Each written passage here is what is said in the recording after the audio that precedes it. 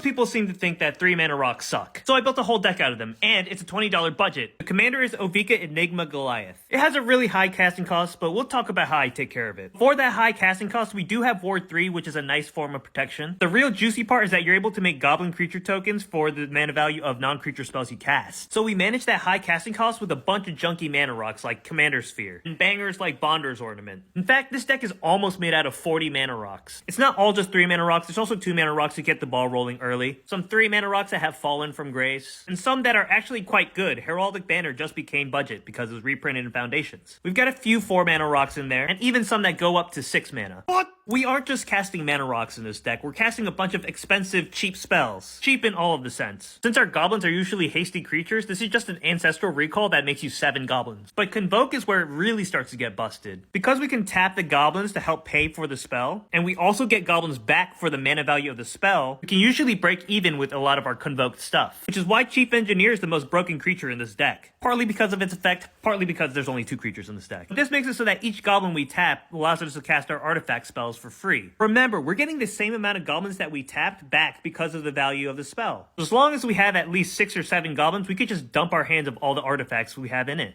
I didn't realize I was playing this card wrong the whole time. I used it as a cheap removal spell, but I should be removing my own goblins, because the only 2 things I can hit out of the deck is this, and one of our other win conditions. Now, if I wasn't normally doing this, how was I winning games? With cards like Surge to Victory, which at least guarantees us at least 6 goblins, the mana value for most instant and sorceries in this deck is very high, so it's going to give a big buff to my team. Also very similar. It also has Plot, so I can just cast it for free later on. But my favorite has got to be Tears of Rage. It's so all or nothing. This deck was probably closer to one of my more powerful decks, so I gave it away. You see, the person that was piloting this deck discovered this combo, and that person lost their collection from somebody that jacked their car recently. And I knew at that time that they were going to meet up with some people at Sheets and try to borrow some decks to play, so I just gave them this deck. I'm only losing $20 anyways. It sucks that they got their collection stolen, and the very least I think I could do was just give them the deck that's not very expensive at all to rebuild for me. And I think it's still quite powerful despite it being a budget deck. What else was really cool was that the other pod members donated a deck or some dice and some like life trackers and stuff like that to help him get restarted again. It was nice to see some people get together like that and help this guy get restarted. But you bet your ass I'm rebuilding this deck.